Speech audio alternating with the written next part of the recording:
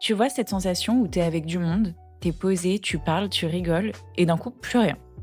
Les mots et la musique ne sont plus que du brouhaha, toute la vie qu'il y avait paraît silencieuse à l'intérieur, t'arrives plus à te situer dans l'espace autour de toi et le vide t'aspire. Tu déconnectes. Pourtant, physiquement, t'es présent, t'es dans la pièce, t'es dans la soirée, t'en fais partie. Mais tu te connectes plus aux discussions et t'arrives plus à voir les autres. Parfois, t'es en plein échange et ce que dit la personne t'intéresse. Peut-être qu'il y a 2 minutes, t'étais à fond dans la discussion, mais là, t'y es plus. Là, il n'y a plus qu'une sensation de vide, d'absence. Mécaniquement, t'hoches la tête en souriant pour faire acte de présence, mais t'écoutes pas. Tu suis plus. Comme si t'étais mangé entièrement et englouti. Et doucement, ça s'estompe et tu te réveilles un peu comme si tu sortais d'un mini-coma. C'est des moments où d'un coup le trop-plein de l'environnement te fait saturer, alors tu dissocies, tu phases. Il y a trop de choses autour de toi, alors t'arrêtes d'exister et de ressentir pendant un moment. Concrètement, la dissociation, c'est un mécanisme de défense. C'est une déconnexion entre les pensées, les environnements, les émotions et l'identité. C'est un éloignement en fait de la réalité. T'es dans le brouillard, alors que tout paraissait net quelque temps plus tôt. Comme si tout ce que tu ressentais était hors de portée. Ça peut arriver pour plein de raisons. Un choc, une peur, des émotions, une réaction face au stress.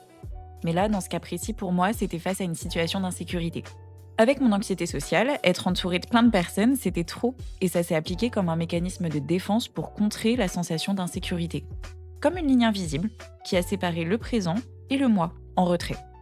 Comme si j'étais derrière une vitre et que j'observais la scène sans qu'elle ne puisse m'atteindre. Avec l'anxiété sociale, aller en soirée ou être avec du monde, mais c'était une épreuve. Je me sentais en danger en fait en permanence. Je devais suranalyser les personnes autour de moi et je devais jauger si je pouvais me sentir à l'aise un minimum avec ces gens. Et si c'était ok, alors là, on pouvait entendre un peu le son de ma voix. J'étais juste la personne sur le canapé avec son verre qui regardait tout le monde pour voir leur comportement et attitude, à essayer de distinguer avec quelle personne l'interaction me ferait le moins peur. Et parfois, je pouvais passer plusieurs soirées d'ailleurs avec les mêmes personnes, à rester dans cette observation avant de réussir à savoir si je pouvais un peu moins m'effacer. Il suffit qu'il y ait une personne dans toute la soirée que j'avais pas réussi à cerner, et je m'éteignais à nouveau, comme si c'était une menace. En conditions sociales, c'était trop dur, alors je passais plus de temps à phaser, pas par choix, mais par protection. L'absence me permettait de survivre à l'angoisse. Et c'est parce que j'étais terrifiée de leur jugement. Ce qu'ils allaient penser de moi, s'ils allaient m'accepter, si j'allais être ridicule, et si la menace était réelle. Cette suranalyse, je la faisais aussi envers moi d'ailleurs. J'étais dans le contrôle permanent de mes actions et paroles, parce que le pire aurait été d'être rejetée s'ils avaient perçu à quel point j'étais bête, stupide, inculte, inadaptée, etc. Du coup, il y avait vraiment aucune initiative dans mes interactions. Et d'ailleurs, le lendemain de ces moments-là, c'est le débrief de chaque interaction que t'as eue. Et ce débrief, tu le fais avec regret, en mode « Wow, mais pourquoi hier j'ai dit ça? Pourquoi j'ai fait ça? Mon Dieu, mais j'ai pas osé me comporter comme ça. » Tu revisualises la scène avec honte. Et je crois que ouais, les lendemains de soirée, c'était le châtiment mental pour moi. Ce qui me poussait à être encore plus dans le contrôle, en fait, les fois d'après. En pleine discussion, je pouvais rigoler, sourire, acquiescer, mais c'était rare que j'y participe. Je le voulais, hein, mais à chaque fois je me disais, je peux vraiment dire ça? Et si c'est à côté de la plaque? Et si je suis hors sujet? Et puis avec quel ton je dois le dire? À quel rythme? Et si ça les éloigne encore plus alors que je voulais créer un rapprochement, un lien social? Je réfléchissais tellement longtemps et j'avais si peur que finalement en fait le temps passait, et la discussion aussi. Et c'était trop tard, j'avais encore laissé passer le coche. Tu vois ce moment où tout le monde rigole sur un sujet, les blagues s'enchaînent et à chaque intervention, le rire augmente. Tu rigoles aussi et spontanément, tu penses à une blague, une suite et tu le dis. Et là, le silence s'installe, les regards sont gênés et finalement, ça passe à autre chose. Cette situation-là, mais c'était pas possible pour moi. La mort intérieure était énorme, je voulais pas me mettre dans cette situation. Donc j'étais jamais la personne drôle. Valait mieux me taire plutôt que de me mettre en danger. Un soir, un de mes amis m'a dit de choisir la prochaine musique. J'ai paniqué et ça a été le tourbillon de rumination anxieuse dans ma tête. Et si je mets ça, ils vont se dire que mes goûts sont nuls. Si je mets ça, ils vont se moquer, me juger, je vais encore me ridiculiser. Alors que c'est rien. Mais tout me paraissait être une montagne en fait. J'ai mis 107 ans à choisir et j'ai fini par en mettre une, en me disant que ça devrait aller. Et là, le gars me regarde et il me dit « Ah ouais, t'as vraiment osé mettre ça ?» J'ai eu l'impression de faire une descente d'organes. Et du coup, en fait, tu deviens facilement le fantôme de la soirée. Pourtant, t'as envie de t'intégrer, de t'amuser. Tu les aimes bien, ces personnes. T'apprécies leur compagnie. Sinon, dans la plupart des cas, tu viendrais pas. Mais c'est dur. T'es coupé en deux entre l'envie de faire partie du groupe et la peur du groupe. J'avais ces amis, on était tout le temps ensemble. Mais à chaque soirée où on était tous regroupés, je paniquais. Trop de monde, trop d'infos, trop de menaces. Même si individuellement, ces personnes, elles n'étaient plus des menaces. À une de ces soirées, je passais un bon moment avec deux de ses amis, et à un moment, il y en a un qui vient me voir, qui me dit « Oh mais toi, t'es vraiment le fantôme de la soirée, t'es invisible, t'existes pas. » Et je me suis sentie blessée, surtout venant de quelqu'un que je considérais comme une safe place. Et je me suis dit qu'il avait raison, et que j'étais la plante verte invisible en fait. Alors je vais pas mentir, j'ai trouvé ça hyper violent. En soi, je savais qu'il avait en partie raison.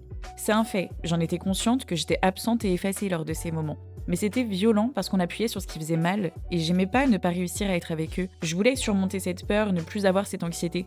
Ça me faisait pas plaisir d'être tétanisée et de ressentir ça. Personne n'aime être paralysé socialement. C'est juste qu'on sait pas faire et qu'on a peur, et puis comment l'expliquer en fait? Avec le temps, je me suis rendu compte que j'avais jamais verbalisé mes peurs. J'en ai voulu à cette amie, mais de l'extérieur, personne savait. Tout le monde peut pas deviner, et encore moins si on l'explique pas.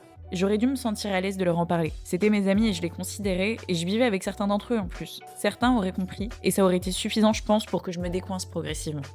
Et je l'ai jamais fait. Je voyais pas ce que je pouvais dire en fait. Je pouvais pas juste me pointer et lâcher un «j'ai peur, à l'aide». J'ai jamais été très forte pour communiquer. Mais en fait, si ça sert à quelque chose la communication, c'est un peu à ça. Et on pense pas tous de la même façon, et mon anxiété elle était pathologique. Alors ils avaient aucune clé pour me cerner non plus. Et en plus de l'extérieur, ça pouvait donner l'impression que je voulais pas m'intégrer. Comme si finalement c'était moi qui étais dans le rejet et pas eux. Et pourtant, aujourd'hui, ça a changé. Alors, ce que je dis, c'est à prendre avec des pincettes, c'est plutôt la façon dont moi je perçois les choses et le raisonnement que j'ai maintenant. Et à tout moment, c'est pas parlant pour tout le monde, mais on m'a posé la question plusieurs fois de comment on guérit. Et en vrai, y a pas de solution miracle, je pense. C'est plus un cheminement personnel. Et de toute façon, tout le monde ressent de l'anxiété par moment.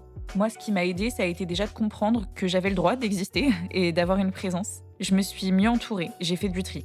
Petit à petit, j'ai eu confiance en mon cercle social. Et du coup, ils m'ont donné un peu confiance en moi.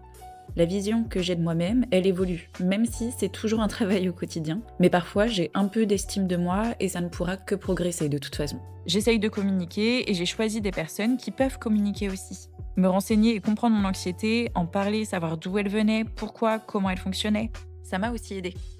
J'ai passé plus de la moitié de ma vie à regarder le monde extérieur à travers une vitre par peur d'interagir avec. Je pensais que c'était comme ça que j'étais et qu'il n'y aurait jamais de changement et ça me paraissait insurmontable. Ce que je veux dire, c'est que j'ai l'impression que c'est un peu un miracle, parce que j'aurais jamais cru que c'était possible de gommer ce mal-être. Et ça m'a donné espoir aussi, comme si les fissures autour de moi, qui sont là depuis toujours, elles commençaient à se réparer. Et vraiment, on peut se dire que ça sert à rien, mais ce qui m'a beaucoup aidé aussi, c'est juste aller au psy en fait. Parce que là, je pouvais parler de toutes ces craquelures dans ma tête sans que ça n'ait de sens, et c'est devenu une safe place. Bref, prenez soin de vous, c'est tout ce que j'ai à dire pour conclure. Et je vous souhaite d'arriver à ce moment où vous avez l'impression que le fantôme de la soirée reprend un peu des couleurs.